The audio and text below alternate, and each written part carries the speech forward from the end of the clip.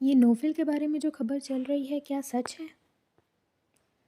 اسمارا نوفل کے گھر پہ موجود تھی اور پھر شروع سے لے کر آخر تک ارسلان نے اسے سب کچھ بتا دیا۔ اگر یہ سچ ہو جائے تو کتنا اچھا ہوگا۔ نوفل کے دل میں جو حویلی والوں کے لیے نفرت ہے وہ بھی نکل سکتی ہے، کیونکہ محبت کرنے والی لڑکی انسان کو تبدیل کر دیتی ہے، اور مجھے پورا یقین ہے وہ تبدیل ہو جائے گا۔ ہاں، میں بھی یہی چاہتا ہوں کہ وہ پہلے جیسا نٹ کھٹ اور شرارتی نوفل بن جائے۔ میں نوفل کو اس درد میں نہیں دیکھ سکتا جس درد میں وہ مبتلا ہے۔ وہ لاکھ خود کو صحیح دکھائے مگر میں اس کا درد اچھی طریقے سے سمجھتا ہوں۔ مجھے برا لگتا ہے اس کو اس حال میں دیکھ کر، اور اس کو تبدیل کرنے کے لیے اس کی زندگی میں ایک صحیح انسان کا آنا ضروری ہے۔ میں نے اس لڑکی کو براہ راست دیکھا ہے۔ وہ لڑکی بالکل اس کے معیار کے مطابق ہے، بلکہ وہ تو ہمارے معیار کے مطابق بھی ہے۔ مگر نوفل کیا کر رہا ہے، کیا کرنا چاہتا ہے، کسی کو اس بات کی خبر نہیں ہے۔ مگر اسمارا دل میں دعا مانگ رہی تھی کہ وہ لوگ جو سوچ رہے ہیں وہ سچ میں ہو جائے۔ وہ سب لوگ شوٹنگ والے مقام پر پہنچ چکے تھے۔ ہر طرف رش اور گرما گرمی موجود تھی، کیونکہ کل کی خبر کے بعد نیوز چینل والے بھی وہاں پر موجود تھے، اور آج بھی ان دونوں کو ساتھ دیکھ کر انہیں نئی خبر مل گئی تھی۔ وہ اپنے سوالات کرتے جا رہے تھے اور وہ سب کو نظر انداز کرتے ہوئے آگے کی طرف بڑھتا جا رہا تھا۔ لوگ زرین کو بھی اپنی نظروں میں لے کر اسے سوال کر رہے تھے، مگر مراد نے ان سب کو ہٹایا اور اسے اندر کی طرف لے جانے لگا۔ کل کی خبر نے سب کے اندر تجسس کا بیج بو دیا تھا۔ نوفل خود بھی بہت مشکل سے ضبط کیا اور پھر اپنا کام پر دھیان دینے لگا۔ زرین بھی دل میں دعائیں مانگتے ہوئے اپنے کام پہ دھیان دے رہی تھی۔ دیکھیں بہن جی، ہمارا تو پورے گھر میں بس یہی باتیں چل رہی ہیں۔ ہم اچھے طریقے سے جانتے ہیں کہ ہماری بچی اس طرح کی نہیں ہے، مگر ہم لوگوں کے منہ کو کیسے بند کروا دیں، جن کو ہم بتا چکے ہیں کہ زرین ہماری بہو بننے والی ہے۔ اس کو ایک لڑکے کے ساتھ، وہ بھی اس حالت میں۔ توبہ توبہ۔ سامنے بیٹھی عورت جو زرین کی ہونے والی ساس تھی، وہ زرین کے متعلق ایسے الفاظ ادا کر رہی تھی: بیٹا، میں نے اپنے بال دھوپ میں سفید نہیں کیے ہیں، مطلب اچھی طریقے سے سمجھ رہی ہوں میں، اور بات رہی اس حالت میں تو ہم پہلے ہی آپ کو بتا چکے ہیں، جو وہاں پر ہوا وہ سب جلد بازی میں ہوا تھا، اور ان سب میں اس بچی کا کوئی قصور نہیں۔ تو مجھے سمجھ نہیں آتا کہ آپ کیا کہنا چاہتی ہیں، اور اگر کھل کر کہیں گی تو زیادہ اچھا ہوگا۔ اگر کھل کر نہیں کہہ سکتی تو میں کھل کر کہہ دیتی ہوں کہ ہمیں یہ رشتہ… امی ایک منٹ، میں بات کرتی ہوں۔ ابھی دادی کچھ بولتی کہ عالیہ بیگم نے انہیں روکا اور خود بات شروع کر دی۔ بات شروع کرنا چاہیے۔ دیکھیں بہن جی، آپ اچھی طریقے سے جانتی ہیں میری بیٹی اس طرح کی نہیں ہے۔ میری بیٹی کو مجبوری کے باعث یہ سب کرنا پڑ رہا ہے، ورنہ وہ ایسا کبھی نہ کرتی۔ اور کل کی جو بھی باتیں تھیں وہ ہم پچھلے آدھے گھنٹے سے آپ کو سمجھا رہی ہیں، جیسا دیکھا جا رہا ہے ویسا کچھ بھی نہیں ہے۔ آپ خود کا ذہن صاف رکھیں اور اکرم بیٹے کو بھی سمجھائیں کہ ایسا کچھ بھی نہیں ہے۔ ارے بہن جی، میں تو سمجھتی ہوں، مجھے تو پتہ ہے کہ ہماری بچی ایسی نہیں ہے، اور اکرم بھی سمجھتا ہے، مگر خاندان والوں کا ہم کیا کریں؟ وہ تو ہمارا جینا حرام کر چکے ہیں، صبح سے فونیں کر کر کے دماغ خراب کیا ہوا ہے۔ اب ہم کیا ہی کہیں؟ وہ چہرے پر مظلومیت سجائے انہیں بتا رہی تھیں۔ تو اب جیسے آپ کی ہمارے سامنے کینچی کی طرح زبان چل رہی ہے، ویسے ان کو بھی بتا دیں کہ ایسا کچھ بھی نہیں ہے۔ دادی کو یہ عورت ایک آنکھ نہیں بھاتی تھی، ان کا تو بس نہیں چلتا تھا کہ اس عورت کو ابلے ہوئے تیل میں ڈال دیں۔ اور آج جو زرین کے بارے میں وہ کہہ رہی تھی، اس سے تو وہ انہیں الگ زہر لگ رہی تھی۔ وہ کوشش کر رہی تھی اپنی زبان کو قابو رکھنے کی، مگر یہ عورت ہرگز ایسا نہیں کرنا چاہ رہی تھی، تبھی تو بار بار انہیں مجبور کر رہی تھی سخت الفاظ کہنے کے لیے۔ دیکھیں، ہم چاہتے ہیں کہ سادگی سے نکاح اور رخصتی کر دی جائے، اب تو اکرم بھی یہی چاہتا ہے۔ اس کی بات پر عالیہ بیگم اور دادی ایک دوسرے کو دیکھنے لگے۔ دیکھیں ہم بھی اتنے اچھے خاصے گھر کے تو ہیں نہیں جو اتنا دھوم دھام سے کر سکیں، اور اکرم کے بعد میرے اور بھی بیٹے ہیں اور بیٹیاں بھی ہیں، مجھے ان کے بارے میں بھی سوچنا ہے۔ اکرم سب سے بڑا ہے تو یہ گھر کی پہلی خوشی ہے۔ میں دھوم دھام سے کرنا چاہتی ہوں مگر اکرم چاہتا ہے کہ سب سادگی سے ہو، اور آپ لوگ بھی اس بات سے رضامند ہوں گے کہ سادگی زیادہ بہتر ہے۔ تو میں کہہ رہی تھی کہ اس مہینے کی 18 تاریخ کو ہم لوگ نکاح اور نکاح کے بعد رخصتی کر لیتے ہیں، کیسا رہے گا؟ وہ عورت اپنا سارا معاملہ ان کے سامنے رکھ چکی تھی اور عالیہ بیگم کو ایک حد تک یہ بات صحیح لگ رہی تھی۔ عالیہ بیگم دادی نے کچھ دیر خاموش رہ کر سوچا اور پھر اس بات میں سر ہلا دیا، اور اس وقت زرین فرقان کی شادی کی تاریخ طے ہو چکی تھی۔ وہ سب لوگ بہت خوش تھے مگر آنے والے طوفان سے بے خبر۔ شوٹنگ کمپلیٹ ہو گئی تو اب ان سب کو واپس جانا تھا، مگر رش کے باعث گاڑی کا اندر آنا مشکل ہو گیا تھا اور ان کا اکیلے باہر جانا بھی مشکل تھا، کیونکہ میڈیا والوں کو ایک خبر مل گئی تھی۔ ان لوگوں کو اس خبر کی تصدیق کرنی تھی، اس لیے وہ لوگ اتنی دیر سے انتظار کر رہے تھے، اور نوفل والوں کا کوئی ارادہ نہیں تھا کہ ان کی خبر کو صحیح ثابت کرنے کا۔ زرین بھی وہاں پر اپنا ہاتھ میں بیگ تھامے کھڑی ہوئی تھی، جب اپنے برابر میں اسی شخص کو دیکھا جو کل رات پارٹی میں اسے گھلنے ملنے کے آفر کر رہا تھا۔ اس کو دیکھ کر زرین کے چہرے پر ناگواری آئی تھی۔ ہلو مس زرین، آپ کیسی ہیں؟ وہ زرین کے برابر کھڑا اس سے حال دریافت کر رہا تھا۔ زرین نے اس کی طرف نہیں دیکھا اور بس الحمدللہ میں جواب دیا۔ آپ شاید گھر جانے والی ہیں۔ اگر آپ کہتی ہیں تو میں آپ کو چھوڑ دیتا ہوں، کیونکہ آپ گلستان جوہر کی سائڈ میں رہتی ہیں اور میں بھی اسی طرف جا رہا ہوں، تو میں آپ کو چھوڑ دیتا ہوں۔ وہ اسے گھر چھوڑنے کے آفر کر رہا تھا۔ دور کھڑا نوفل، جس کی آنکھوں میں اس وقت شعلے اتر آئے تھے، وہ ان کو دیکھ رہا تھا۔ اس کا بس نہیں چل رہا تھا کہ اس چپکو غم کو کہیں دور پھینکے۔ ابھی وہ آگے بڑھ کر کچھ کہتا کہ جب زرین بول پڑی، دیکھیں سر، مجھے لگتا ہے میں یہاں پر نوفل سر کے پاس کام کرتی ہوں، تو اصولاً مجھے ان کی بات ماننی چاہیے، اور ویسے بھی میں کسی کی بات ماننے کی پابند نہیں ہوں سوائے اپنے باس کے، تو بہتر ہوگا آپ اپنی آفر اپنے پاس رکھیں اور یہاں سے جائیں، کیونکہ مجھے آپ کے آفر کی ضرورت نہیں ہے، اور مجھے جہاں جانا ہے میں نوفل سر یا سر مراد کے ساتھ چلی جاؤں گی۔ آپ کی مدد کا بہت بہت شکریہ، مگر دوبارہ مجھ پہ عنایت مت فرمائیے گا۔ اب آپ جا سکتے ہیں یہاں سے، خدا حافظ۔ وہ آہستہ مگر سخت لہجے میں کہہ رہی تھی، گویا کہہ رہی ہو دفع ہو جاؤ یہاں سے، ابھی بھی شکل اٹھا کر یہیں پہ ہی کھڑے ہوئے ہو۔ اس لڑکے کے چہرے کے تاثر تذلیل کے باعث سرخ ہو چکے تھے۔ اس نے آس پاس نظر گھمائی، چند لوگوں کے علاوہ کوئی ان کی طرف متوجہ نہیں تھا۔ ایک غصے بھری نظر زرین پر ڈال کر آگے بڑھ گیا، اور دور کھڑا نوفل کے چہرے پر اچانک سے مسکراہٹ آئی تھی۔ اس کو زرین کا یہ لہجہ بہت اچھا لگ رہا تھا۔ آج پہلی بار اس کو زرین فرقان اچھی لگ رہی تھی، اور پھر جس طرح سے وہ مسکراہٹ اس کے چہرے پر آئی تھی، اتنی ہی جلدی سے اس نے مسکراہٹ غائب ہو گئی، کیونکہ وہ اپنے تاثرات چھپا رہا تھا، اور وہ اس چیز میں ماہر تھا۔ زرین کا دل بے ساختہ گھبرایا تھا، مگر اس نے ہمت کر کے اس لڑکے کو جواب دیا تھا، کیونکہ اسے ایسے لڑکے شروع سے ہی پسند نہیں تھے۔ پسند تو اسے یہ اکڑو لڑکا بھی نہیں تھا، لیکن مجبوری تھی اس کے ساتھ کام کرنا، تو وہ کر رہی تھی۔ دوسری طرف نوفل جو اپنے کام ختم کر کے اب گاڑی کے اندر انتظار کر رہا تھا،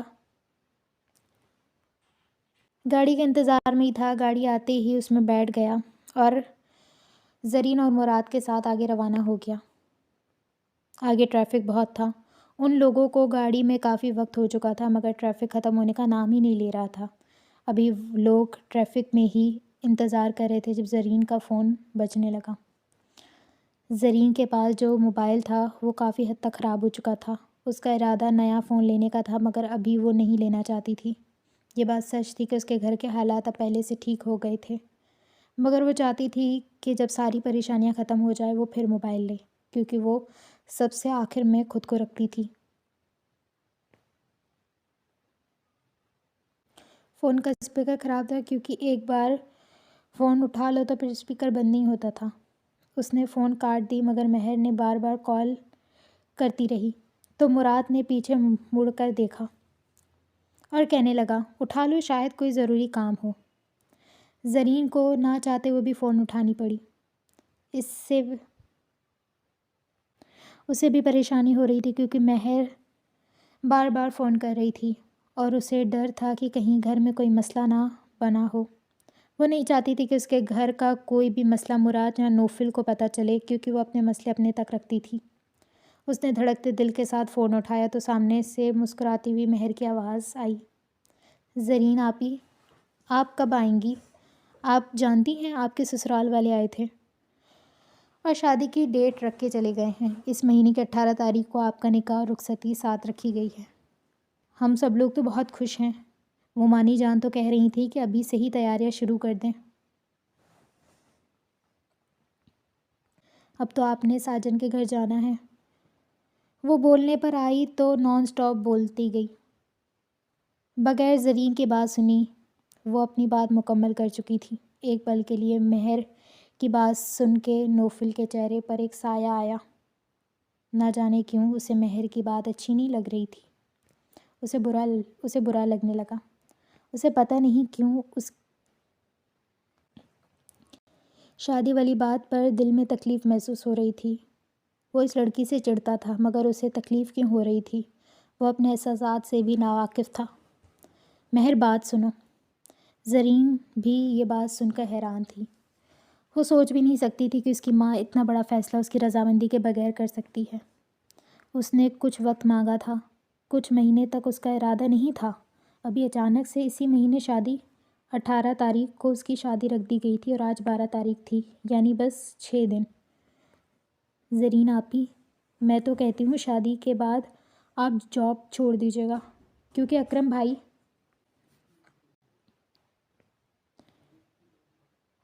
کو تو ویسے بھی ضرورت نہیں ہے آپ کی جاب کی، اور آپ یہ جاب مجھے دے دیجیے گا۔ آپ جانتی ہیں نا نوفل پاشا مجھے کتنا اچھا لگتا ہے۔ اور اس کی یہ بات سن کے زرین کا چہرہ شرمندگی کے باعث سرخ ہونے لگا۔ وہ اسے چپ کروا رہی تھی، مگر وہ چپ ہونے کا نام ہی نہیں لے رہی تھی۔ وہ بار بار کٹ کا بٹن دبا رہی تھی، مگر کم وقت کال کٹ ہونے کا نام ہی نہیں لے رہی تھی۔ ہاں، یہ کتنا ہینسم ہے، اس کی آنکھیں، اس کے بال، اس کے گال، اس کی مسکراہٹ، اس کے گلابی ہونٹ، اور ہاں ویسے تو لپسٹک لگائی ہوگی، مگر پھر بھی کتنا پیارا لگتا ہے اس کا نخرہ، اس کی ہائٹ، اس کے بات کرنے کا لہجہ۔ ہائے، میں تو فدا ہو جاؤں۔ نوفل اس کی بات سن کے ہلکا سا مسکرایا اور مراد کے چہرے پر ناگواری آئی۔ وہ اس کے سامنے کسی اور کی تعریف کر رہی تھی، وہ بھی اتنی گہرائی سے۔ ویسے آپی، قسم سے بہت ناشکری ہیں، اتنا ہینسم بندہ آپ کے ساتھ ہے اور آپ چہرے پہ ناگواری لے کر ان سے بات کرتی ہیں۔ آپ اس شخص کے پاس کام کر رہی ہیں جس سے ملنے کے لیے لڑکیاں ترستی ہیں، اور آپ تو روز جاتی ہیں اور پھر بھی واپس آ کے نوفل کے بارے میں اتنی ساری شکایتیں لے کر آتی ہیں، حد ہو گئی۔ اور زرین کی آنکھیں پھٹی کی پھٹی رہ گئیں۔ وہ اس کا راز فاش کرنے کا ارادہ رکھتی تھی۔ نوفل نے اب تجسس کے مارے اس کی فون کی طرف دیکھا۔ آپ تو نوفل، ابھی مہر کچھ بولتی کہ اس نے فون کو زور سے شیشے کی طرف مارا، جس سے فون 2 ٹکڑے ہو چکا تھا۔ شیشہ اتنا مضبوط تھا کہ فون کو اچھے طریقے سے توڑ چکا تھا۔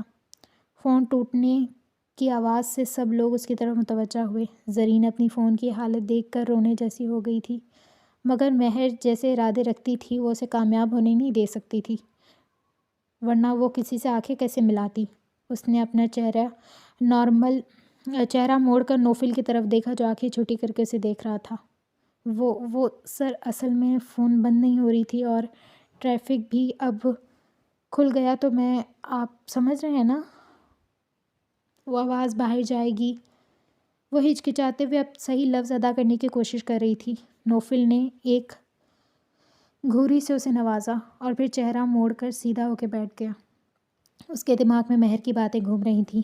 پہلے زرین کی شادی والی بات، پھر مہر کی تعریف کرنا اور پھر زرین کا شکایت لگانا، مگر اس کے ذہن میں سب سے اوپر زرین کی شادی والی بات چل رہی تھی۔ وہ اپنے اندر ایک جنگ لڑ رہا تھا۔ بالآخر وہ گھر پہنچ گئے تھے۔ مراد نے زرین کو مبارکباد دی۔ زرین نے مسکراتے ہوئے سر ہلا دیا۔ البتہ نوفل کے تاثرات سخت تھے۔ وہ گاڑی سے اتر کر سیدھا اندر چلا گیا۔ زرین بھی اب اپنے گھر کے راستے کو نکل چکی تھی۔ وہ اندر پہنچا تو اس کا بھائی اور بھابھی اس کا انتظار کر رہے تھے۔ وہ آگے بڑھا، صوفے پر گرنے والے انداز میں بیٹھ گیا۔ ارسلان اور اسمارا اس کا یہ انداز بہت غور سے نوٹ کر رہے تھے۔ کیا ہوا ہے بھائی؟ ارسلان اس کے پاس بیٹھتے ہوئے اسے پوچھ رہا تھا، مگر وہ بس سامنے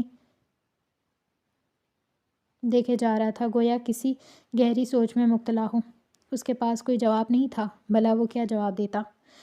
مراد ابھی اندر آ چکا تھا۔ وہ اس کے پاس بیٹھ چکا تھا۔ ارسلان اشارے سے مراد سے پوچھ رہا تھا کہ کیا ہوا ہے۔ اس نے نفی میں سر ہلایا، کیونکہ وہ سچ میں نہیں جانتا تھا کہ اسے بھلا ہوا کیا ہے اور وہ ان کو کیا بتائے۔ مراد تھوڑی دیر خاموش رہا اور پھر بولا، نوفل، مجھے لگتا ہے ہمیں زرین کو کچھ دن کے لیے چھٹی دے دینی چاہیے، کیونکہ اس کی شادی ہونے والی ہے اور شادی کے بہت سارے کام، اوپر سے وہ دلہن ہے، تو اس لیے۔ وہ اپنی بات مکمل کر کے نوفل کے جواب کا انتظار کر رہا تھا۔ اسمارا نے مراد کی طرف دیکھا اور پوچھنے لگی، یہ زرین کون ہے؟ اس کے سوال پر نوفل بھی چونک کر اب مراد کی طرف دیکھ رہا تھا۔ ارے بھابھی، زرین وہیں جو لڑکی ہمارے ساتھ کام کرتی ہے۔ ایک منٹ، یہ وہ لڑکی تو نہیں ہے جس کی خبریں آج صبح سے چل رہی ہیں؟ مراد نے اس بات میں سر ہلایا۔ تو کیا اس کی شادی ہونے والی ہے؟ یہ سوال ارسلان کی جانب سے آیا تھا۔ جی بھائی، 18 تاریخ کو شادی ہے اس کی اور آج 12 تاریخ ہے، اس لیے میں کہہ رہا تھا کہ اس کو چھٹی، کوئی ضرورت نہیں ہے چھٹی کی، اور ہمارے پاس کام کرنے آتی ہے۔ اس نے سارے پیسے لیے ہیں، وہ بھی ایڈوانس میں، اور ویسے بھی 8 مہینوں کا کانٹریکٹ سائن کیا ہے اس نے۔ 8 مہینے میں کوئی بھی چھٹی اپنی مرضی سے نہیں لے سکتی۔ اگر اسے چھٹی چاہیے تو 3 دن پہلے اسے بتانا پڑے گا۔ اور ایک اور بات، اگر وہ خود چھٹی لینا چاہے اور کل اگر مجھے کہتی ہے تو میں سوچ سکتا ہوں، مگر تمہیں اس کا وکیل بن کے یہاں چھٹیاں لینے یا ہمدردی کرنے کی ہرگز ضرورت نہیں ہے۔ مجھے یہ ہرگز اچھا نہیں، ورنہ تمہارے لیے ہرگز اچھا نہیں ہوگا۔ اس کے اتنے سخت لہجے پر وہ تینوں حیران تھے۔ وہ صوفے سے اٹھا اور اپنے کمرے کی جانب بڑھ گیا۔ کمرے میں پہنچ کے وہ واش روم کی طرف اپنے قدم بڑھایا اور شاور کے نیچے کپڑوں سمیت کھڑا ہو گیا۔ اس کا دل بھاری ہو رہا تھا، پتہ نہیں کیوں، مگر اسے یہ سب اچھا نہیں لگ رہا تھا، اور مراد کی بات تو اسے اور بری لگی تھی۔ نیچے وہ تینوں حیران اور پریشان تھے۔ مراد، تم مجھے بتاؤ کیا ہوا ہے؟ ارسلان، اسمارا بالکل سنجیدہ تھے۔ مراد نے سب کچھ بتا دیا تھا، کیونکہ مراد نے ایک چیز ضرور محسوس کی تھی، وہ زرین کے لیے حساس ہو رہا تھا۔ وہ جیسے دوسروں کے ساتھ ہوتا تھا، زرین کے ساتھ وہ ہرگز ایسا نہیں کرتا تھا۔ مراد نے ایک چیز اور نوٹ کی تھی، وہ آج تک کسی لڑکی کے لیے نہیں لڑا تھا، مگر کل رات وہ سب سے لڑ گیا تھا۔ آج اس لڑکے کا زرین کے پاس جانا اور نوفل کا غصے سے اسے دیکھنا، جب زرین نے اس سے جواب دیا تو نوفل کا مسکرانا، وہ سب چیزیں نوٹ کر چکا تھا، یہاں تک کہ وہ گاڑی کے شیشے سے بھی اسے ہی دیکھ رہا تھا۔ جب زرین کی شادی کی بات ہو رہی تھی تو اس کے چہرے کے تاثر یکدم سخت ہو گئے تھے۔ وہ کوئی بچہ نہیں تھا، وہ سب کچھ محسوس کر سکتا تھا۔ وہ ایک ایک چیز کو محسوس کر رہا تھا، اور وہ بہت اچھے سے محسوس کر رہا تھا۔ ارسلان لمحوں میں سمجھ گیا تھا کہ اس کے اندر کچھ الگ ہی جذبات ہیں اس لڑکی کے لیے۔ اسمارا بھی سمجھ چکی تھی، بھائی، مگر یہ ممکن نہیں ہے، اس کی شادی ہونے والی ہے، اور ویسے بھی نوفل کبھی بھی اس چیز کا اعتراف نہیں کرے گا۔ بہتر ہوگا ہم سب کو چھوڑ دیں۔ ارسلان نے ان دونوں کو کچھ بتایا، مگر مراد نے اس بات پہ نفی میں سر ہلایا۔ مراد، مجھے لگتا ہے ہمیں ارسلان کی بات پر غور کرنا چاہیے۔ یہ نوفل کی زندگی کا سوال ہے، اور تم سوچو، یہ سب کرنے سے اگر نوفل بدل جائے تو ہمیں اور کیا چاہیے؟ ہمیں تھوڑی سی محنت کرنی ہوگی اور سب کچھ ٹھیک ہو سکتا ہے۔ اسمارا مراد کو سمجھا رہی تھی۔ مراد تھوڑی دیر خاموش رہا اور پھر نہ چاہتے ہوئے بھی ان کی بات مان چکا تھا۔ کیا کرنا ہے؟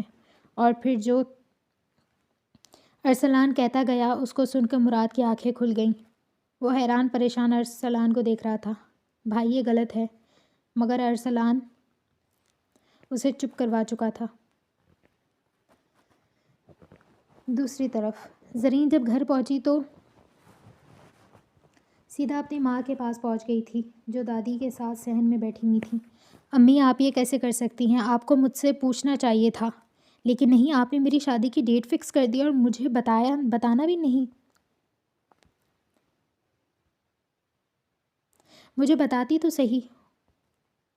وہ سخت غصے کا شکار تھی۔ عالیہ بیگم نے اپنی بیٹی کو دیکھا اور پھر مہر کی طرف۔ مہر نے اپنا چہرہ کتاب کے اندر چھپا لیا تھا۔ دادی نے مہر کی طرف دیکھا اور بولی، ایک تو اس لڑکی کے پیٹ میں ایک بات نہیں ٹکتی۔ ہم نے کہا تھا اس کو گھر آنے تو پھر اس کو آرام سے سمجھائیں گے، مگر نہیں، میڈم نے پہلے ہی بتا دیا۔ وہ مہر کو دیکھتے ہوئے خفگی سے کہہ رہی تھی، ہاں تو نانو، اتنی کون سی بڑی بات ہے؟ ہاں تو نانو اتنی بڑی بات ہے، میں کیوں نہ بتاتی؟ اور ویسے بھی میں ان کو بتانا چاہتی تھی۔ میں نے ان کو فون یہ پوچھنے کے لیے کیا تھا کہ کب واپس آ رہی ہیں، تاکہ میں دروازے پر ڈیرا لگا کے بیٹھی رہوں، مگر میرے منہ سے پھسل گیا۔ میں کیا کروں؟ معصوم چہرہ بناتے ہوئے سب کو دیکھ رہی تھی۔ بیٹا تم صبر کرو، تمہارے منہ سے تو میں بہت کچھ پھسلاتی ہوں۔ دیکھتی ہوں میں تمہیں ابھی۔ پہلے مجھے اس سے بات کرنے دو۔ زرین مہر کو سخت لہجے سے کہہ کر اب ماں اور دادی سے بات کر رہی تھی۔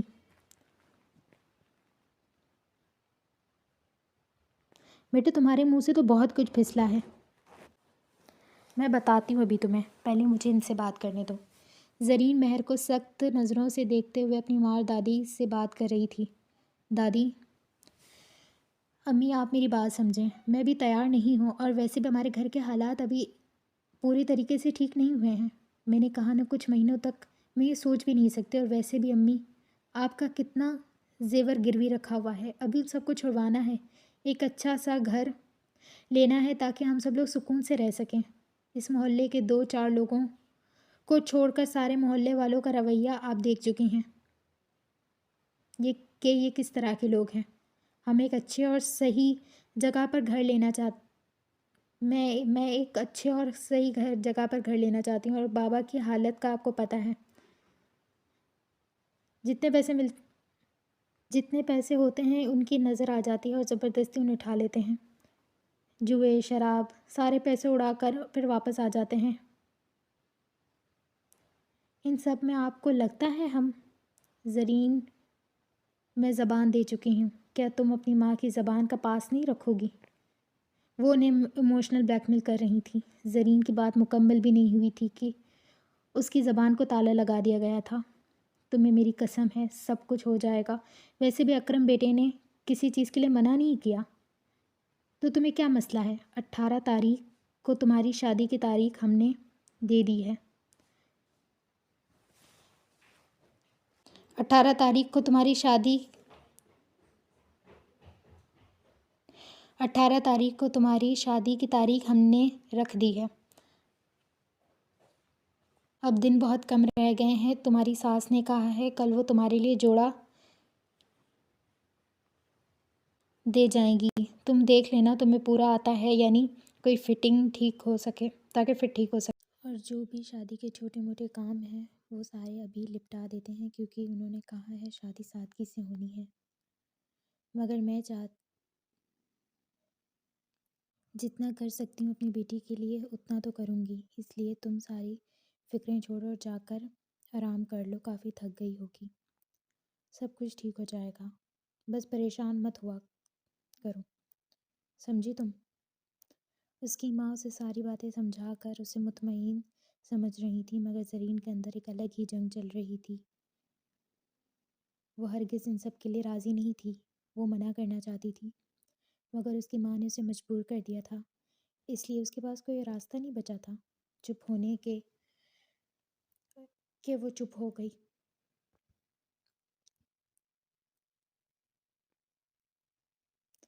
کیونکہ اس کو پتہ تھا کہ ابھی اور کچھ نہیں بولے گی، اور جو بھی بولے گی اس کا کوئی فائدہ نہیں، کیونکہ اس کی ماں اس کی ایک بھی نہیں سنے گی، اور نہ ہی وہ سننے کو تیار تھی۔ اس لیے زرین اپنا بیگ اٹھائے چپ چاپ اپنے کمرے میں لے گئی اور کپڑے تبدیل کر کے نماز پڑھ کے اب آرام کے لیے تھوڑی دیر کے لیے لیٹ گئی تھی، مگر اس کی آنکھوں کے پردوں پر صرف ایک چہرہ آ رہا تھا، اور وہ چہرہ تھا نوفل پاشا کا۔ زرین نے اسے مسکراتا ہوا دیکھ لیا تھا اور اس کا غصہ ہونا بھی دیکھ لیا تھا، لیکن کیا اس کی شادی کی بات پر غصہ ہوا تھا؟ مگر وہ کیوں غصہ ہو رہا تھا؟ اور اس کو اپنی تعریف سن کر خوشی محسوس ہو رہی تھی، یعنی سیلف آبسیس آدمی تھا، یا وہ کیا تھا؟ وہ اتنے مہینے میں بھی اسے سمجھ نہیں پائی تھی۔ وہ اپنے کام سے کام رکھنے والی لڑکی تھی۔ وہ اتنا تو نوفل کو جان چکی تھی کہ وہ لڑکیوں میں کوئی خاص دلچسپی نہیں رکھتا، کیونکہ لڑکیاں اس کے آس پاس منڈراتی رہتی تھیں، گھومتی رہتی تھیں، مگر وہ انہیں نظر انداز کرتا تھا۔ مگر وہ زرین سے پہلے جیسی الجھن محسوس نہیں کرتا تھا۔ یہ بات وہ محسوس کر چکی تھی۔ وہ پہلے جیسے اسے نظر انداز نہیں کرتا تھا۔ وہ اب ایسا نہیں کر رہا تھا، مگر کیوں؟ اس میں تبدیلی کیوں آ رہی تھی؟ اسے برا کیوں لگ رہا تھا؟ وہ خود بھی انہی سوچوں میں گھری ہوئی تھی، اور دوسری طرف نوفل بھی یہی سوچ میں ہی تھا۔ وہ نہیں جانتا تھا کہ اسے کیوں برا لگ رہا ہے، مگر اسے برا لگ رہا تھا۔ نہا کر جب واپس آیا تو آئینے کے سامنے خود کو دیکھا۔ اس کو اس آئینے میں بھی اس لڑکی کا عکس نظر آ رہا تھا۔ یا اللہ، مجھے کیا ہو رہا ہے؟ اور یہ پہلی بار پورے 4 سال بعد اس کے منہ سے اللہ کا نام نکلا تھا۔ اس پر جو بھی پریشانیاں آتی تھیں وہ پہلے اللہ سے بہت دعائیں کیا کرتا تھا، مگر اس کی پریشانیاں ختم نہیں ہو رہی تھیں، بلکہ بڑھتی جا رہی تھیں۔ اس کا ماضی بہت بھیانک تھا۔ وہ اپنے ماضی سے نکلنا چاہتا تھا، مگر وہ اس ماضی میں ہی دبتا جا رہا تھا۔ وہ اللہ سے آزمائشیں ختم ہونے کی دعا کرتا تھا، مگر آزمائشیں ختم نہیں ہو رہی تھیں۔ اس کا بھروسہ اللہ سے ختم ہوتا گیا، اور پھر ایک حد یہ آئی کہ اسے بھروسہ نہیں رہا۔ وہ اب اللہ سے مانگنا چھوڑ چکا تھا۔ معاذ اللہ، وہ تو اب سب کچھ خود کرنے پر یقین رکھتا تھا۔ اس کو یہ یقین تھا کہ ہم جو بھی کچھ کرنا ہے ہم اپنی محنت سے کر سکتے ہیں۔ اپنی مصیبتیں ختم کرنی ہے، ہم خود کرنا چاہیں تو کر سکتے ہیں۔ دعاؤں سے کچھ نہیں ہوتا، دعاؤں میں وقت ضائع ہوتا ہے، اس کے علاوہ کچھ نہیں۔ مگر آج آئینے میں اس لڑکی کا عکس دیکھ کر اس کے منہ سے یہ الفاظ نکلا تھا۔ وہ خود بھی حیران تھا اس نے یہ الفاظ کیسے ادا کیے، مگر اس کے منہ سے ادا ہو گئے تھے۔ دوسری طرف زرین جو پریشان ہو چکی تھی، اب دوپٹے کو نماز کی طرح باندھ کر اللہ سے دعا مانگنے لگی۔ اے اللہ! اسے اللہ سے دعائیں مانگتے ہوئے بہت اچھا لگتا تھا۔ اسے لگتا تھا کہ اگر ہم اللہ سے کچھ مانگ رہے ہیں تو وہ چیز ہمیں نہیں مل رہی، تو اس کا مطلب ہے اللہ کو ہماری مانگنے کی ادا پسند آ رہی ہے، اور وہ اسی ادا کے لیے ہمیں وہ چیز نہیں عطا کر رہا۔ ہم بار بار مانگیں گے اور ایک دن وہ چیز ہمیں دے دی جائے گی، مگر ہمیں صبر رکھنا ہے۔ ہمیں اس بات پر یقین رکھنا ہے کہ وہ ہمیں دے گا، اور بس سچے دل سے مانگنا ہے۔ وہ دونوں ہی مختلف تھے۔ ایک کو دعاؤں پہ یقین نہیں تھا تو دوسری کو دعاؤں پر ہی یقین تھا۔ آپ ہٹ جائیں، میں ناشتہ بنا دیتی ہوں۔ چائے بنی ہوئی ہے، بس پراٹھے بنانے ہیں، میں بنا دیتی ہوں۔ آبرو کچن میں ملازمہ کی مدد کروا رہی تھی۔ آج اس کی یونیورسٹی کی چھٹی تھی، تو وہ گھر کے کاموں میں حصہ لیا کرتی تھی۔ وہ اسی طریقے سے کچن میں کام کر رہی تھی جب انابیہ وہاں پر داخل ہوئی تھی۔ اسے آبرو کی یہ چالاکیاں لگتی تھیں، سب لوگوں کو اپنے جال میں پھنسانا، گھر کے کام کرنا اور خود کو ایسا دکھانا کہ وہ بالکل سردار حویلی کی بہو بننے کے لائق ہے۔ وہ بس اسی لیے یہ سب کچھ کرتی ہے۔ ابھی بھی آبرو کو دیکھ کر اسے سخت کوفت ہو رہی تھی۔ آبرو نے جب موڑ کر پیچھے دیکھا تو انابیہ کھڑی ہوئی تھی۔ ارے انابیہ، تم اتنا جلدی اٹھ گئی؟ تمہیں کچھ چاہیے تو میرے سامنے اچھا بننے کے ڈرامے مت کرو آبرو۔ تم تھکتی نہیں ہو ڈرامے کر کے؟ بڑے بابا کے سامنے، بڑی امی کے سامنے، نوفل کے سامنے، تم تو ان سب کو اپنے چالاکیوں سے تم تو سب کو اپنی اچھائیوں سے حاصل کرنا چاہتی ہو نا، تو تم تو حاصل کر لو گی۔ پتہ ہے جب تم اس گھر میں آئی تھی تو مجھے تم تب سے ہی نہیں پسند تھی، کیونکہ تم ہر وقت نوفل کے قریب رہتی تھی، چپکی رہتی تھی۔ میں اس کے قریب رہنا چاہتی تھی، میں چاہتی تھی وہ جیسے تم سے بات کرتا ہے وہ مجھ سے بات کرے، میں چاہتی تھی اس کو کوئی بھی کام ہو تو وہ مجھے بولے، انابیہ یہ کام کر دو، لیکن نہیں، اس کے منہ سے بس آبرو کا ہی نام آتا تھا۔ آبرو یہ کر دو، آبرو مجھے یہ کام ہے، آبرو وہ کام ہے، آبرو آبرو آبرو۔ بچپن سے نفرت ہو گئی ہے مجھے تم سے، مجھے لگتا ہے نوفل میرا ہے، میں اسے جیت لوں گی، میں اسے حاصل کر لوں گی، مگر تم نے وہ بھی مجھ سے چھین لیا۔ لیکن اگر تمہیں لگ رہا ہے کہ تم جیت گئی ہو تو یہ بالکل غلط ہے، تم بالکل غلط ہو۔ میں اسے اپنا بنا کے رہوں گی، اسے مجھ سے محبت نہیں ہے تو کیا ہوا، اسے مجھ سے محبت ہو جائے گی، میں اسے مجبور کر دوں گی خود سے محبت کرنے پہ، وہ میرا ہے، صرف انابیہ کا۔ وہ اپنی بات مکمل کر کے کچن سے جا چکی تھی۔ آبرو افسوس سے اسے دیکھتی رہی اور اس کی سوچ پر اسے افسوس ہو رہا تھا، وہ کتنا غلط سوچ رہی تھی۔ بچپن سے لے کر بڑے ہونے تک آبرو نے نوفل کو ہمیشہ اپنا بھائی سمجھا، وہ بہنوں کی طرح اس سے سارے کام کروایا کرتا تھا، اور نوفل اور ارسلان کی کوئی بہن نہیں تھی تو انہوں نے آبرو کو بہن سمجھا تھا، اس لیے وہ سارے کام اسی سے ہی بولتے تھے۔ انابیہ نے کبھی ان کی بہن بننے کی کوشش ہی نہیں کی تھی، نہ وہ ان کی بہن بننا چاہتی تھی، تو بھلا وہ اسے کیسے کام کہہ سکتے تھے۔ اس کی سوچ تو ہمیشہ دوسری ہوتی تھی، وہ سر جھٹک کر کاموں میں مصروف ہو چکی تھی۔ زرین کا روز کا معمول آنے کا تھا، مراد نے چھٹیوں کا کہا تھا مگر نوفل نے منع کر دیا، زرین نے بھی منع کر دیا تھا، اس کو چھٹیاں نہیں چاہیے تھیں، ویسے بھی اس کو کوئی خاص دلچسپی تو نہیں تھی، وہ چھٹیاں لے کر بیٹھ جاتی تو وہ کس طرح سے اپنا کام کر سکتی تھی۔ البتہ نوفل کچھ الگ ہی رنگ میں لگ رہا تھا، جب بھی شوٹ کے لیے جاتا فضول میں کوئی نہ کوئی بات پکڑ کے بحث کرنا شروع ہو جاتا، وہ کافی چڑچڑا ہو گیا تھا، اس کی وجہ کوئی بھی نہیں جان پا رہا تھا۔ اس نے زرین کے ہاتھوں میں مہندی دیکھی تھی، پتہ نہیں کیوں اس کو اس کے وہ ہاتھ اچھے نہیں لگ رہے تھے، اس کا بس نہیں چل رہا تھا کہ اس کے دونوں ہاتھ کاٹ دے، اگر وہ بادشاہ ہوتا اور زرین کنیز ہوتی تو ضرور اس کے ہاتھ کٹوا دیتا، مگر افسوس نہ وہ بادشاہ تھا نہ ہی وہ اس کی کنیز،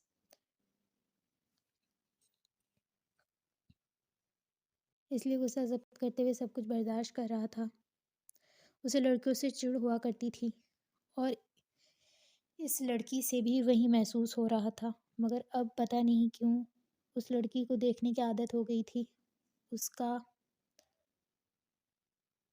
پرانا میک اپ آرٹسٹ اب ٹھیک ہو چکا تھا، مگر نوفل نے اس کو کسی اور کے پاس کام کے لیے بھیج دیا تھا، اور اس بات کا علم مراد کو بھی نہیں تھا، کیونکہ اس کو پتہ تھا کہ اگر مراد کو یہ چیز پتہ چل جاتی تو وہ زرین کو کام سے ہٹا کر دوبارہ اسے رکھ لیتا، اور وہ یہ نہیں چاہتا تھا، اور وہ کیوں نہیں چاہتا تھا اس بات کو وہ بھی نہیں جانتا تھا۔ دن گزرتے جا رہے تھے، اب زرین کی شادی کو 3 دن رہ گئے تھے، شادی کی تیاریاں عروج پر تھیں۔ ایک دن زرین گھر واپس جا رہی تھی جب مراد نے ایک باکس تھمایا، اس باکس کو دیکھا اور پھر مراد کو دیکھنے لگی۔ یہ میری طرف سے ایک چھوٹا سا تحفہ اپنی بہن کے لیے۔ اس میں ایک بہت پیارا لاکٹ تھا جو مہنگا بھی لگ رہا تھا۔ زرین نے اسے منع کرنا چاہا مگر مراد نے زبردستی اسے دے دیا، یہ کہہ کر کہ اب کوئی بات مت کرنا اور جاؤ۔ وہ مسکراتے ہوئے اب وہاں سے جا چکی تھی، مایوں کی رسم رکھی تھی، مگر زرین کو صبح کام پر بھی جانا ہوتا تھا، جس وجہ سے عالیہ بیگم نے ان لوگوں سے معذرت کر لی تھی، تو ان لوگوں نے بھی کہہ دیا تھا ٹھیک ہے، کوئی مسئلہ نہیں، ہمیں تو اس کی مہندی رات کو ہی کرنی ہے۔ وہ جلدی سے اپنا کام ختم کر چکی تھی۔ اس نے مراد کو بھی اپنی مہندی پر بلایا تھا، مراد بھی جانے کو تیار تھا، وہ اپنا کام ختم کر کے اب نکلنے ہی لگا تھا جب ارسلان اور اسمارا بھی تیار ہو کے نیچے آ چکے تھے۔ دیکھیں ویسے تو یہ زبردستی چلنا ہے مگر مجھے بھی تمہاری مہندی میں شامل ہونا ہے، اسمارا مسکراتے ہوئے کہہ رہی تھی۔ اصل میں نے کبھی عورتوں کے بیچ میں بیٹھ کر گانے گاتے ہوئے انجوائے نہیں کیا کیونکہ ہماری شادیوں میں ایسا نہیں ہوتا تھا، اس نے ارسلان کو دیکھتے ہوئے کہا، کیونکہ وہ پاشا خاندان کی بہو تھی اور ان کے خاندان میں سب عورتیں بیٹھ کر رات گانے گانا، دھوم دھڑاکا کرنا کچھ نہیں ہوتا تھا، بس مہندی ہوتی تھی، دلہن کو لگائی جاتی تھی اور ختم ہو گیا۔ ایسا نہیں تھا کہ ان میں دھوم دھڑاکا وغیرہ نہیں ہوتا تھا مگر زیادہ ہلہ گلا نہیں ہوتا تھا۔ اسمارا کا موڈ زرین کی مہندی پر جانے کا ہو گیا تھا تو وہ دونوں تیار ہو کر نیچے آ چکے تھے۔ زرین نے مسکراتے ہوئے ان کو چلنے کا کہا تو اسمارا نے گلے لگایا اور ایک تھیلی اس کی طرف بڑھائی، اس میں بہت ہی پیارا جوڑا تھا، یہ میں نے تمہارے لیے لیا ہے، آج تم یہی پہننا، بہت پیاری لگو گی، اسمارا نے اسے دیکھتے ہوئے کہہ رہی تھی۔ زرین نے منع کر دیا، مگر اسمارا بھی تو اسمارا تھی، پیچھے ہٹنے والوں میں سے نہیں تھی، اس نے زبردستی کہا اور پھر وہ منع نہیں کر پائی۔ اس نے اسمارا نے یہ بھی کہہ دیا کہ میں نے تمہارا بیوٹی پارلر میں اپائنٹمنٹ کروا دیا ہے، ابھی تمہیں میرے ساتھ وہاں چلنا ہے اور وہاں سے ہی تیار ہو کر ہم لوگ واپس جائیں گے۔ زرین پریشان ہو گئی کیونکہ وہ عالیہ بیگم کو یہی کہہ کر آئی تھی کہ وہ سیدھا گھر ہی آئے گی اور سادگی سے ہی تیار ہو جائے گی، لیکن نہیں، اسمارا مان ہی نہیں رہی تھی اور زرین بھی کسی طور پر مان ہی نہیں رہی تھی، اس لیے ارسلان نے ایک پلان سوچا اور مراد کو فون کر کے کہا کہ بیوٹیشین کو گھر ہی بلا لو، اب ان لوگوں کو یہیں سے ہی تیار ہو کے نکلنا تھا۔ اسمارا نے زرین سے عالیہ بیگم کا نمبر لے کر ان کو فون کر کے ساری اطلاع دے دی تھی۔ عالیہ بیگم پرسکون تھی کیونکہ ان کو بھروسہ تھا، وہ بیوٹیشین تھوڑی دیر میں آ چکی تھی اور وہ زرین کو تیار کر رہی تھی۔ زرین چپ چاپ بیٹھ کر تیار ہو رہی تھی، وہ آج تک کسی سے تیار نہیں ہوئی تھی، اسے ڈر بھی لگ رہا تھا،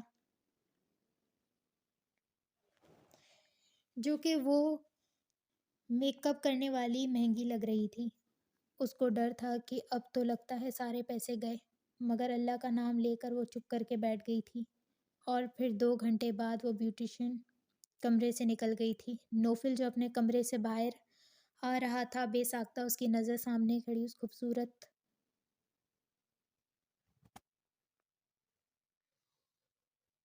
سراپے پہ پڑی۔ اس نے اکثر فلموں میں یہ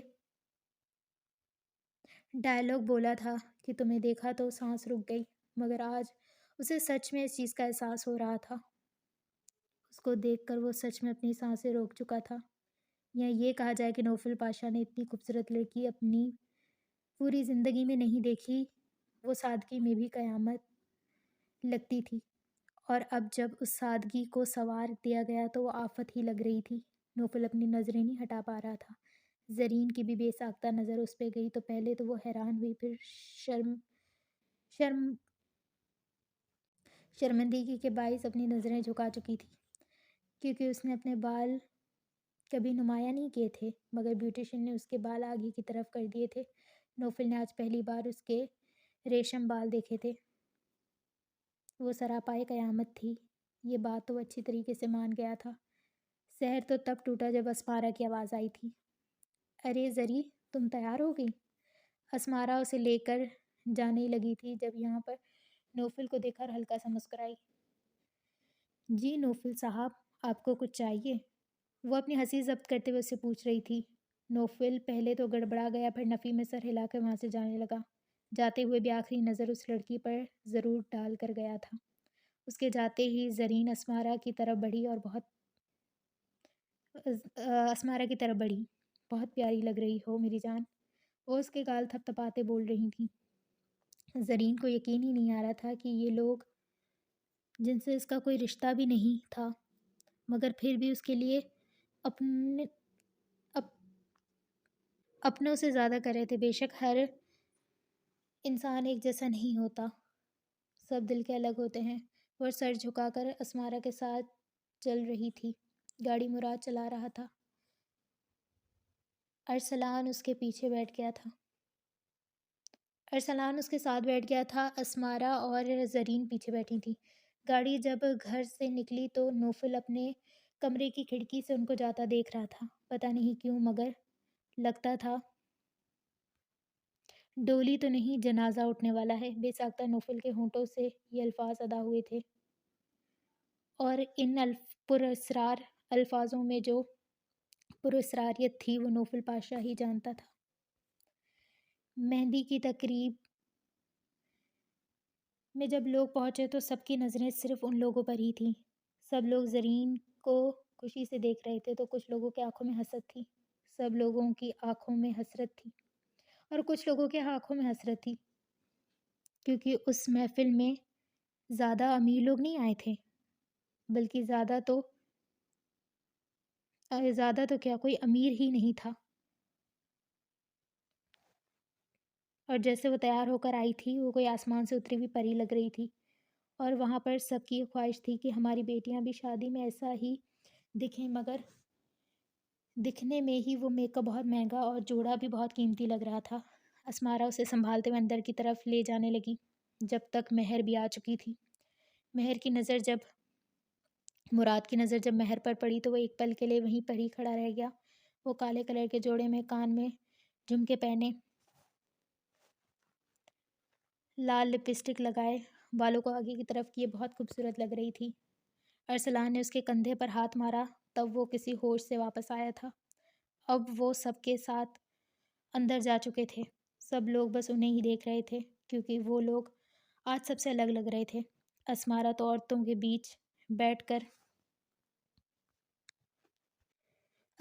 تو عورتوں میں جو چادر بچھائی گئی تھی ان کے درمیان بیٹھ گئی تھی۔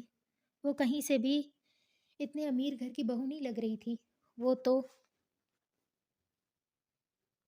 ان سے گھل مل رہی تھی۔ ایک ایک کر کے سب رسمیں کر رہے تھے۔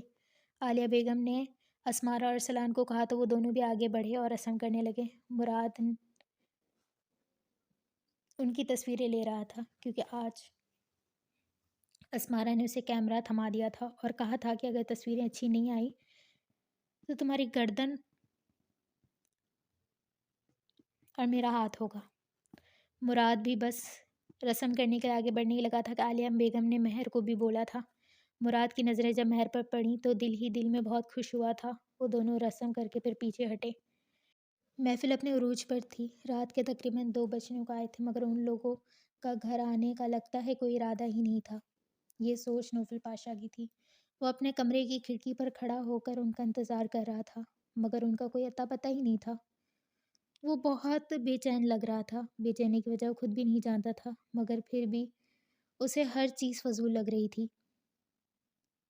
اب تو اسے صبر بھی نہیں ہو پا رہا تھا۔ اس نے مراد سے بات کرنے کا سوچا، پتہ نہیں زندہ بھی ہوگا یا مر گئے ہوں گے، مگر جیسے ہی اس نے فون اٹھایا تو اسمارا کا میسج آیا ہوا تھا۔ اس نے کچھ تصویریں بھیجی تھیں، اپنی اور ارسلان کی، جس میں باقی تصویریں بھی تھیں۔ اس نے جب تصویریں کھولی تو ایک پل کے لیے وہ ٹھہر گیا۔ وہ لڑکی ہنستے ہوئے سچ میں کوئی آسمان سے اتری ہوئی پری لگ رہی تھی۔ اس کو ہمیشہ سے یہ ساری چیزیں ڈائلاگ گری لگتی تھی، مگر آج جب اس کا دل یہ سب کچھ کہہ رہا تھا تو وہ خود بھی حیران تھا کہ وہ ایسا کیسے کہہ سکتا ہے۔ وہ تو آج تک کسی لڑکی کی طرح آنکھ اٹھا کر نہیں دیکھتا تھا، لیکن آج اس لڑکی کو دیکھ کر وہ کیوں کھوتا جا رہا ہے۔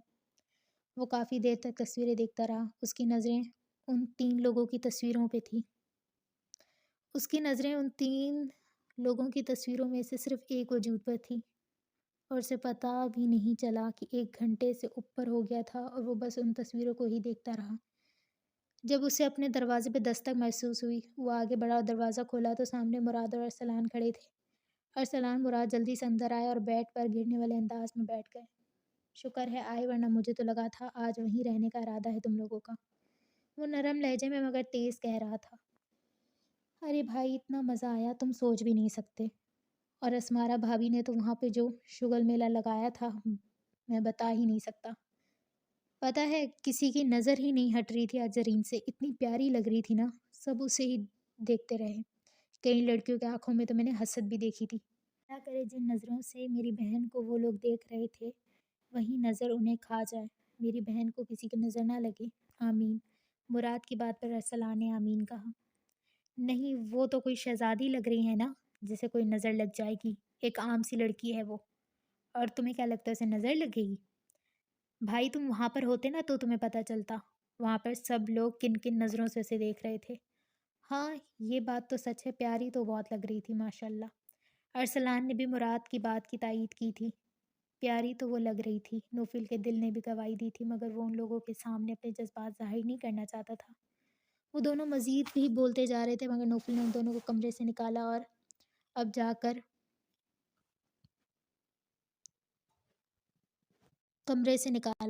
جا کر مرو اپنے اپنے کمروں میں۔ ان لوگوں کو جانے کا کہہ کر وہ پھر تصویریں اٹھا کر دیکھتا رہا، پتہ نہیں کیوں وہ جتنی بار بھی ان تصویروں کو دیکھ رہا تھا اس کا دل نہیں بھر رہا تھا، اور اس کی پوری رات ان تصویروں کو دیکھتے ہوئے گزر گئی۔ جب فجر کی اذان ہوئی تو وہ پانی پینے کے لیے باہر نکلا، دیکھا تو مراد ارسلان نماز کے لیے مسجد جا رہے تھے۔ چلو بھائی مسجد چلتے ہیں۔ ارسلان اچھے سے جانتا تھا کہ وہ نہیں ساتھ چلے گا مگر پھر بھی ارسلان کی عادت تھی روز کہنے کی۔ وہ اگر حویلی میں بھی ہوتا تھا تب بھی وہ اسے کال کر کے فجر کے لیے کہا کرتا، جا کے نماز پڑھ لو، اور وہ بس ہاں میں جواب دے کر فون بند کر دیتا تھا۔ ابھی بھی اسے پتا تھا کہ اس کا کیا جواب ہوگا مگر پھر بھی وہ تو ارسلان پاشا تھا۔ میرے پاس سب کچھ ہے، مجھے کسی چیز کی ضرورت نہیں ہے اور نہ مجھے کوئی چیز چاہیے، تم لوگ جاؤ اور جا کے مانگ لو، اور اگر نہ ملے تو عقل کے ناخن لینا۔ اس کے ان جملوں کے پیچھے کا مطلب وہ اچھے سے دونوں جانتے تھے، یہ کفر ہے۔ بے شک وہ اپنے بندوں کو ہر چیز عطا کرتا ہے مگر وقت آنے پر ہم جو چیز مانگ رہے ہیں ہو سکتا ہے وہ چیز ہمارے لیے اس وقت بہتر نہ ہو،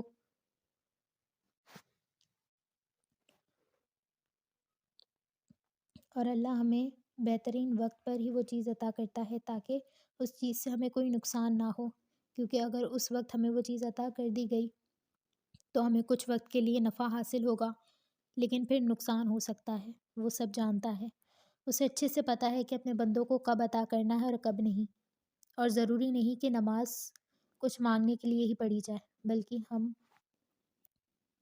اس کی عبادت کے لیے پیدا ہوئے ہیں، اور دوسری بات ہم نے اپنے مقصد کچھ اور بنایا ہے۔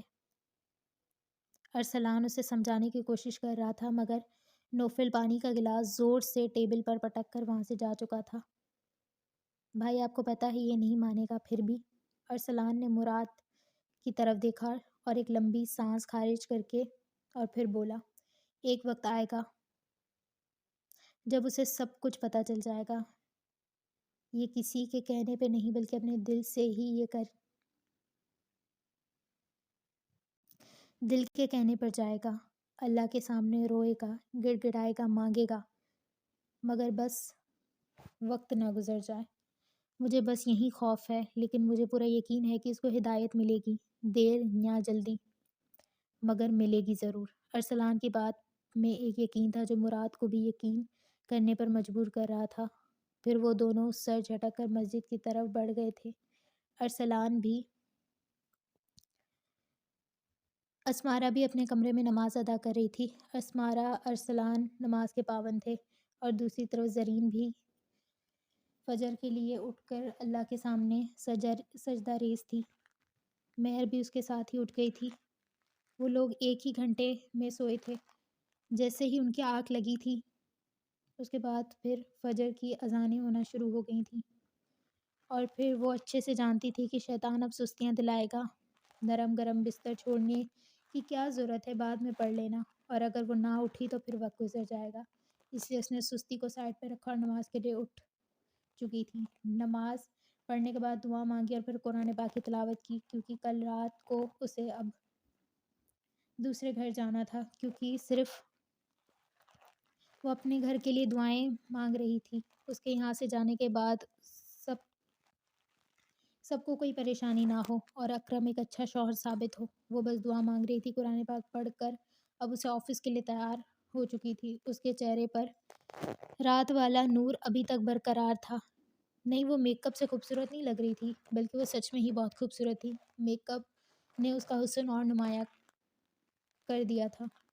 وہ سب سے مل کر اب آفس کے لیے نکل گئی تھی کیونکہ گاڑی آ چکی تھی۔ فرقان صاحب ابھی واپس آئے تھے کیونکہ وہ کل مہندی میں بھی نہیں تھے۔ دادی کی باتیں شروع ہوئی تو فرقان صاحب نظر انداز کرتے ہوئے جا رہے تھے۔ سب کچھ معمول کے مطابق چل رہا تھا۔ اس کی گاڑی نوفل کے گھر کے باہر رکی تھی۔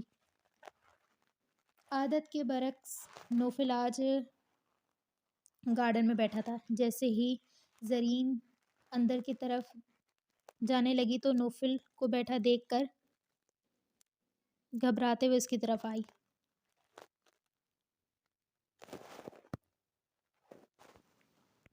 اس اتنے مغرور انسان کو یوں دیکھ کر پہلے تو وہ حیران ہوئے، پھر کافی ہمت جمع کر کے اس کو پکارنے لگی، سر۔ ایک نرم آواز نے اسے اپنی طرف متوجہ کیا تو وہ آنکھیں کھول کر سامنے کھڑی اس لڑکی کو دیکھنے لگا۔ نوفل نے ایک نظر اسے دیکھا، پھر اپنی نظر دوبارہ بند کر لی۔ زرین کو غصہ تو کافی آیا مگر پھر ضبط کر کے اندر کی طرف بڑھ گئی تھی۔ اکڑو کہیں کا، وہ اسے القابات سے نوازتے ہوئے اب مراد کی طرف جا چکی تھی۔ جب مراد نے اسے بتایا تھا کہ کل صبح میں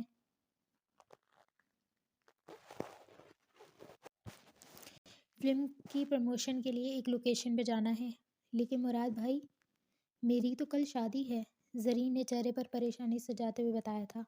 میں نے بھی یہی بولا تھا مگر نوفل بس ضد ہے کہ تم ساتھ چلو گی۔ اب مجھے نہیں پتا کہ میں کیا کروں، کیونکہ میں نے اور ارسلان، اسمارا بھابی سب نے اسے سمجھایا ہے مگر وہ کسی کی بات ماننے کو تیار ہی نہیں ہے۔ وہ اسے اپنی پریشانی بتا رہا تھا تو زرین نے بھی اب ہاں میں سر ہلایا اور بات مان چکی تھی، کیونکہ وہ جانتی تھی کہ نوفل کے آگے کسی کی نہیں چلتی۔ بیچارہ مراد کو وہ پریشان میں کیوں ڈالتی۔ آج کا دن بھی یوں ہی مصروف گزرا جیسے روز گزرتا تھا۔ پورے گھر میں زور و شور سے شادی کی تیاریاں جاری تھیں۔ محلے والے بھی آگے بڑھ کر کاموں میں ان کی مدد کر رہے تھے۔ عالیہ بیگم کے بازاروں میں کے چکر ختم نہیں ہو رہے تھے۔ مہر بھی بس کاموں میں مصروف تھی، اور جو بھی مہمان رشتہ دار گھر آئے ہوئے تھے ان سب کو محلے والے دادی ہی دیکھ رہی تھیں۔ زرین نے جب عالیہ بیگم دادی کو بتایا کہ اسے کل بھی آفس جانا ہے تو وہ لوگ پہلے تو پریشان ہو گئیں کیونکہ کل تو اس کی شادی تھی، لیکن زرین نے یقین دلایا تھا کہ وہ جلدی واپس آ جائے گی۔ کافی سوچنے کے بعد انہوں نے ہاں کر دی۔ اب وہ صبح ہوتے ہی نوفل کے گھر پر موجود تھی۔ نوفل پہلے ہی تیار ہو کر سامنے کھڑا ہوا تھا۔ اس کی آنکھوں میں کچھ الگ پراسرار تھا، ایک الگ ہی چمک تھی جو پہلے اس نے نہیں دیکھی تھی، مگر وہ اس چمک کی وجہ نہیں جان سکی تھی۔ نہ اسے پتا تھا کہ وہ آج اتنا خوش کیوں ہے، لیکن اس کو کیا بھلا اس کا کیا تعلق۔ وہ ساری باتوں کو ایک طرف کرتے ہوئے اس کے ساتھ جانے لگی۔ وہ لوگ ایک لوکیشن پہ پہنچ چکے تھے، کیونکہ وہ ایک فارم ہاؤس لگ رہا تھا۔ جب وہ لوگ وہاں پہنچے تو وہاں پہ بہت سارے لوگ پہلے سے ہی موجود تھے۔ اسے پریشانی ہو رہی تھی وہ وقت پہ گھر پہنچے گی بھی یا نہیں۔ اس نے مراد سے پوچھا تو مراد نے کہہ دیا یہ فارم ہاؤس اس لیے یوز کیا جاتا ہے کہ جب بھی کوئی میڈیا کوئی سوال کرتی ہے تو اسی فارم ہاؤس پہ انہیں بلایا جاتا ہے۔ تو یہ فارم ہاؤس کس کا ہے؟ اس نے سوال کیا تھا۔ مراد نے نوفل کا نام لیا۔ اگر یہاں پر میڈیا کو ہی بلانا تھا تو اتنے سارے لوگوں کو بھلا بلانے کی کیا ضرورت ہے، کیونکہ یہاں پر بہت سارے اداکار اور اداکارائیں بھی موجود تھیں۔ اس نے درست ہی سوال کیا تھا۔ انہیں اس لیے بلایا گیا ہے تاکہ لوگوں کو پتہ چلے کہ فلم بہت سارے لوگ انہیں انٹرسٹ ہے، تاکہ دوسروں کے بھی جو فین وغیرہ ہیں وہ بھی یہ فلمز دیکھ سکیں۔ زرین سمجھ گئی تھی کہ یہ لوگوں کو اپنی طرف متوجہ کرنے کی ایک ٹرک ہے، لیکن اسے کیا، اسے تو بس اپنے کام کرنا تھا اور یہاں سے نکلنا تھا۔ وہ وہاں پر ادھر ادھر دیکھنے لگی۔ شام ہونے کو آئی تھی، اسے پریشانی ہو رہی تھی، اس کا گلا کافی دیر سے خشک ہو رہا تھا۔ اس نے کافی دیر سے کچھ نہیں پیا تھا۔ وہ ایک جوس کا گلاس اٹھا کر اپنے لبوں سے لگانے والی تھی جب ایک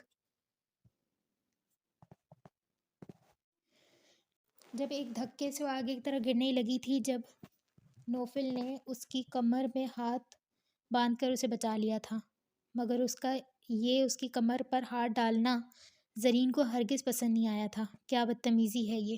زرین نے سوال کیا تھا۔ نوفل حیران ہو کر اسے دیکھ رہا تھا۔ مس زرین، آپ یہاں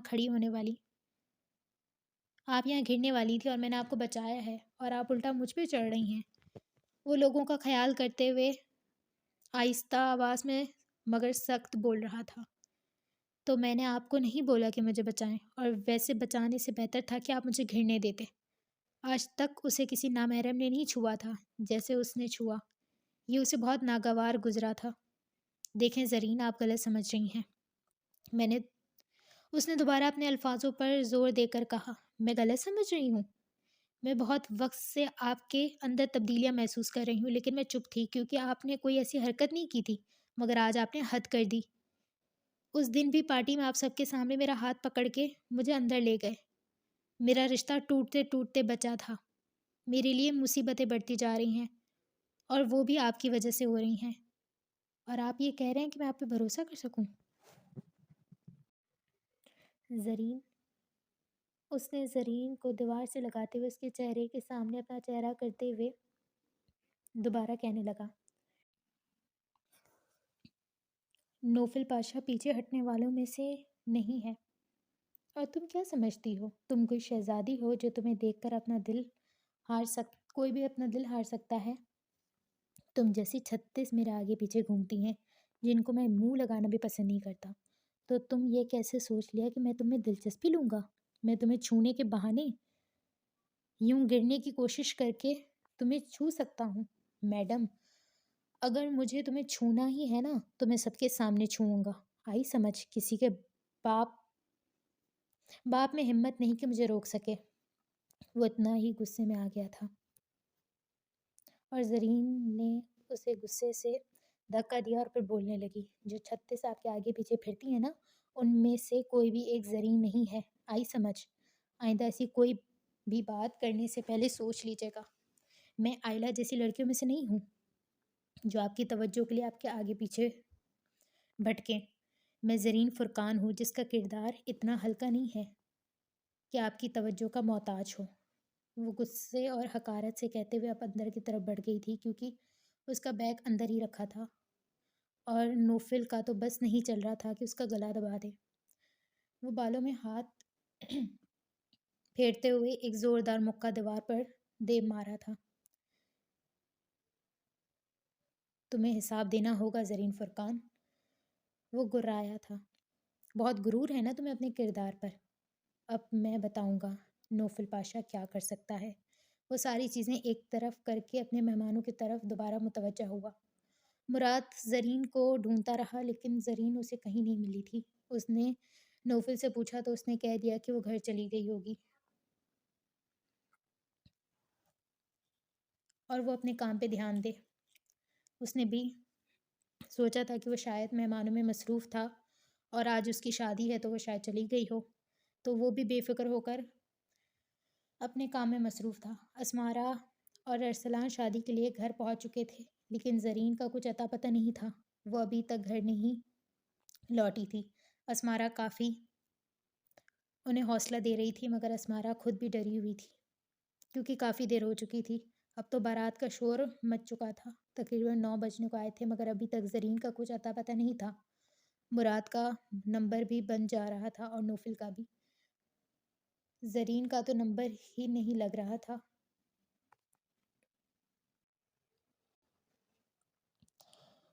مجھے پہلے ہی ڈر تھا آج کچھ غلط ہوگا۔ اللہ جانے میری بچی کہاں ہوگی، یا اللہ میری بچی کی حفاظت کرنا۔ عالیہ بیگم روتے ہوئے بس اللہ سے دعائیں مانگ رہی تھیں۔ آپ بے فکر رہیں آنٹی، سب ٹھیک ہو جائے گا۔ اسمارا انہیں سنبھال رہی تھی اور بالآخر بارات ان کی دہلیز پر کھڑی تھی، مگر دلہن کا کچھ اتا پتہ ہی نہیں تھا۔ عالیہ بیگم نے یہ کہہ کر بات سنبھالی کہ وہ کچھ دیر میں آ جائے گی۔ اکمل اور اس کے گھر والوں کو اس بات پہ غصہ آیا تھا، مگر وہ ضبط کر کے وہاں پہ بیٹھ گئے تھے۔ وقت گزرتا گیا، 12 بج چکے تھے، مگر اس کا کچھ اتا پتہ ہی نہیں چل رہا تھا۔ مراد جو تیار ہو کر جلدی سے شادی میں آیا تھا، اسے کچھ الگ لگ رہا تھا۔ اسے لگ رہا تھا شادی ابھی تک ختم ہو گئی ہوگی، مگر کیونکہ کافی لیٹ ہو گیا تھا، مگر پھر بھی اسے شادی میں آنا تھا۔ کیونکہ اس دشمن جان کو بھی تو دیکھنا تھا۔ جب وہ واپس جب وہ وہاں پر پہنچا تو برات وہاں پہ موجود تھی۔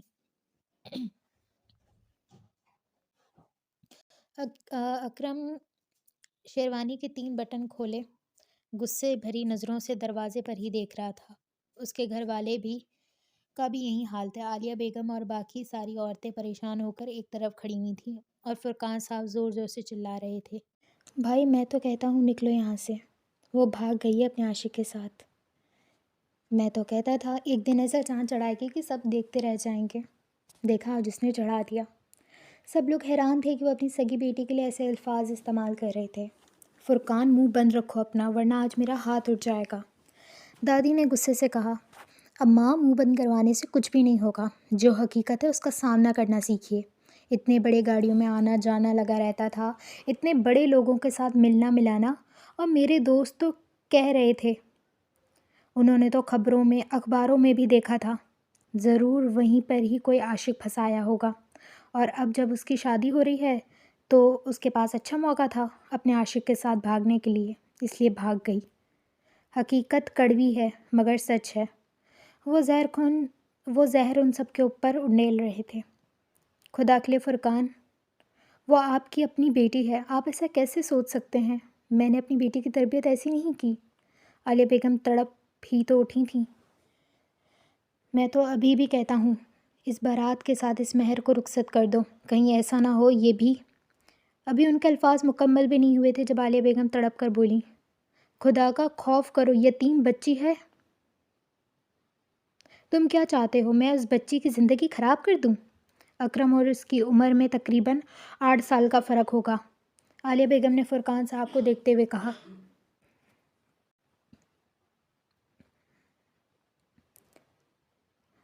عالیہ بیگم نے فرقان صاحب کو دیکھتے ہوئے کہا تھا، دیکھیں بہن، مجھے تو لگتا ہے یہ صحیح ہے، بارات آئی ہے، خالی ہاتھ لوٹ کر تو نہیں جائے گی، بڑی بیٹی بھاگ گئی تو کیا ہوا، اس کی شادی کروا دیں میرے اکرم کے ساتھ، ویسے بھی وہ ابھی تک منہ کالا کروا چکی ہوگی، اور ہمیں ایسی بد کردار لڑکی نہیں چاہیے، لڑکی کی ماں نے نفرت سے کہا تھا۔ مہر گھبراتے ہوئے عالیہ بیگم کے پیچھے چھپ گئی تھی۔ عالیہ بیگم اچھی طریقے سے جانتی تھی کہ اگر انہوں نے مہر کی شادی یہاں پر کروا دی تو وہ زرین کا بدلہ مہر سے لیں گے، اور وہ ہرگز اس یتیم بچی پہ کوئی ظلم نہیں ہونے دے سکتی تھیں۔ نہیں، ہرگز نہیں، مہر کی شادی اکرم سے نہیں ہوگی۔ وہ اپنا فیصلہ سنا چکی تھیں۔ ارسلان اسمارا افسوس سے سارا منظر دیکھ رہے تھے۔ میں بھی دیکھتا ہوں خالی کیسے لوٹاتے ہو، یہاں سے لے کے تو جاؤں گا، یہاں سے اس کو۔ اکرم یہ کہہ کر آگے بڑھنے لگا تھا جب ارسلان بیچ میں آیا اور اس کا ہاتھ دبوچ کر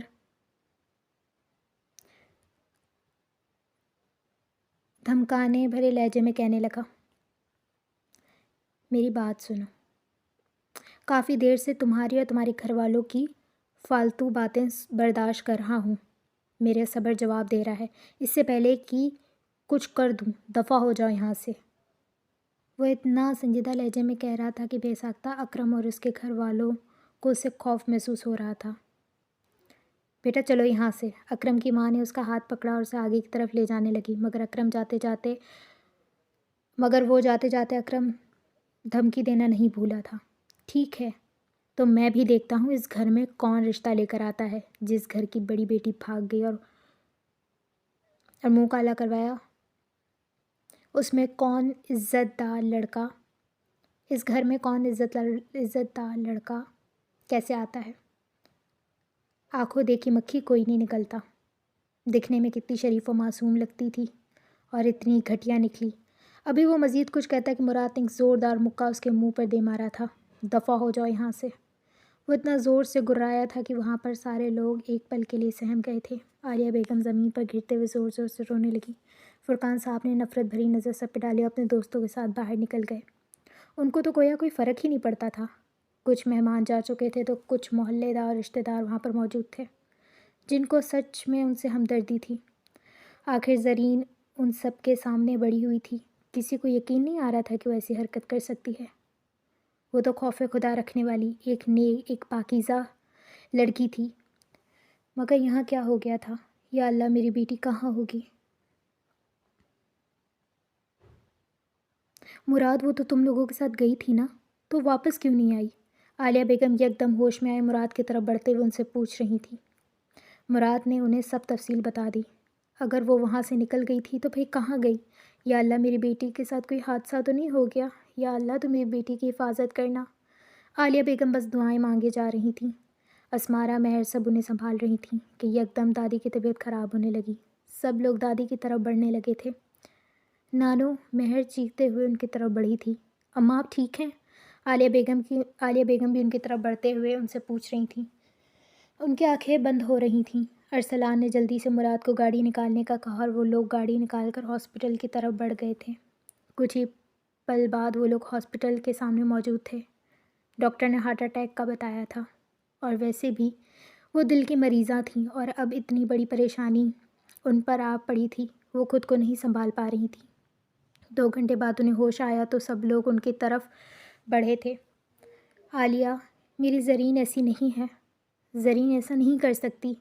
وہ عالیہ بیگم سے مخاطب تھیں۔ اماں، ہم سب جانتے ہیں ہماری زرین ایسی نہیں ہے، وہ ضرور مل جائے گی، آپ بے فکر رہیں۔ وہ انہیں بے فکر کرنے کی کوشش کر رہی تھی۔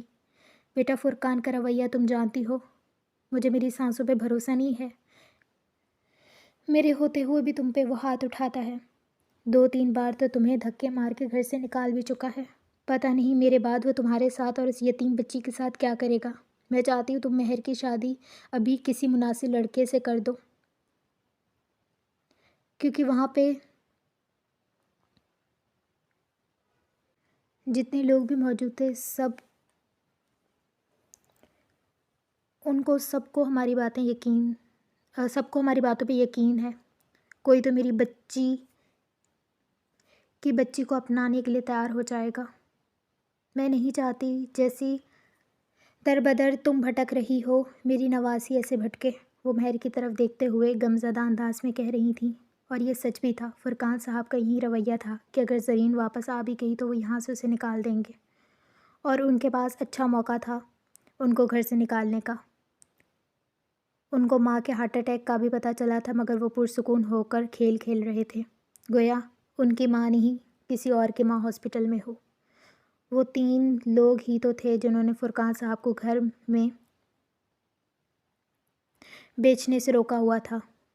ایک تو گمشدہ تھی، دوسری ہاسپٹل میں پہنچ گئی تھی، اور تیسری کو دھکے مار کے یہاں سے نکال سکتے تھے، اور پھر ان کے پاس یہ گھر ہوتا جسے وہ بیچ کر ایک بہت بڑی بازی کھیل سکتے تھے اور ایک ہی بار میں امیر ہوتے۔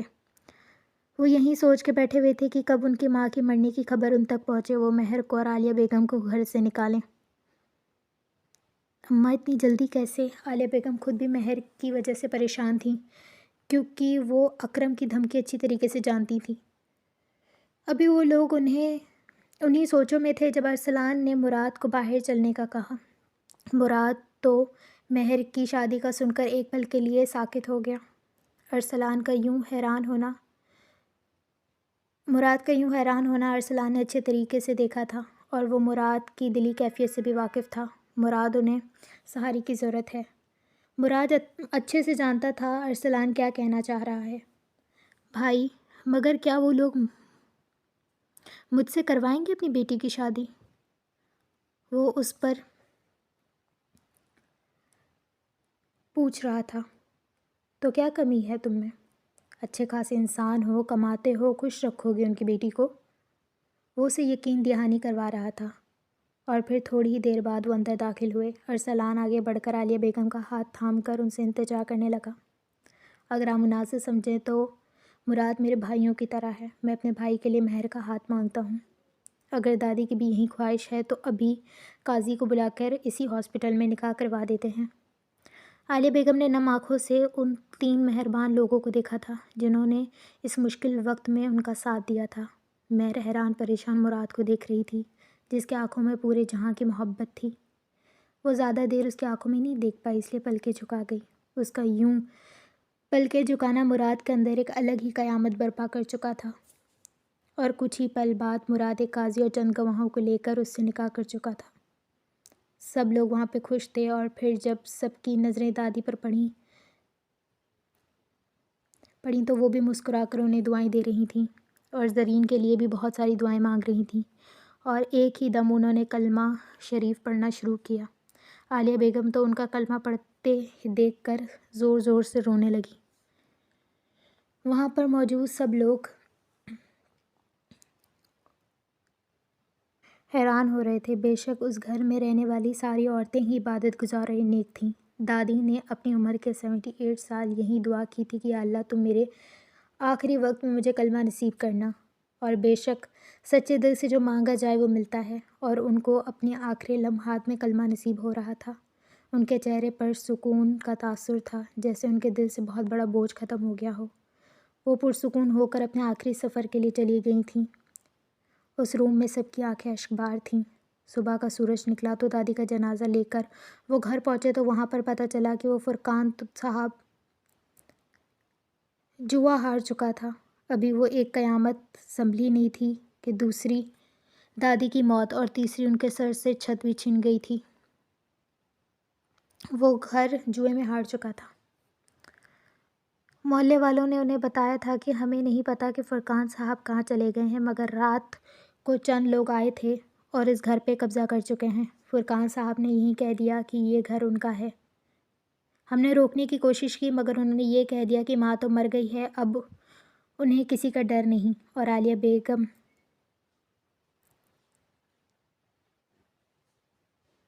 حیران تھی کہ کیا کوئی بیٹا ایسا بھی ہو سکتا ہے جو اپنی ماں کی موت پر خوش ہو رہا ہو، وہ بھی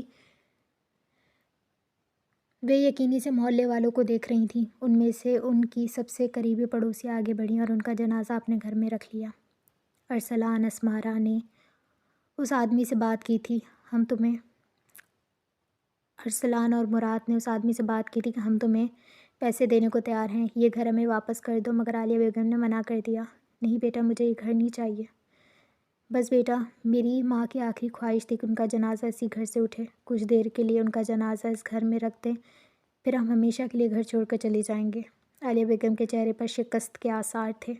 پہلے تو آدمی نہیں مانا، پھر مراد نے ایک موٹی رقم اس کے ہاتھ میں رکھی تو وہ مان گیا۔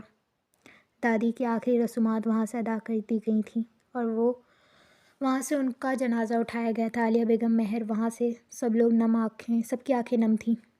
اور پھر تھوڑی دیر بعد مراد ان سے اور عالیہ بیگم کو اپنے گھر لے جا چکا تھا۔ مہر اس کی بیوی تھی اور اسے اب مراد کے ساتھ رہنا تھا۔ عالیہ بیگم کو وہ اکیلا نہیں چھوڑ سکتا تھا۔ عالیہ بیگم نے بہت مزاحمت کی مگر مراد نے کہا کہ اگر آپ مجھے اپنا بیٹا کہتی ہیں اور سمجھتی ہیں تو میرے ساتھ چلیں۔ عالیہ بیگم نہ چاہتے ہوئے بھی ان کے ساتھ جانے لگی۔ ارسلان نے زرین کو ڈھونڈنے کے لیے اپنے لوگوں کو کام پہ لگا دیا۔ ایک رات میں ان کا پورا گھر تباہ ہو چکا تھا۔ ان کے گھر میں خوشیوں نے بہت وقت بعد دستک دی تھی مگر ساری خوشیاں روٹھ گئی تھیں۔ کسی کو علم نہیں تھا کہ زرین کہاں ہے، وہ کس کے پاس ہے، وہ سچ میں بھاگ گئی یا اس کے ساتھ کوئی حادثہ ہوا ہے۔ بہت سارے سوال تھے مگر جواب کسی کے پاس نہیں تھا۔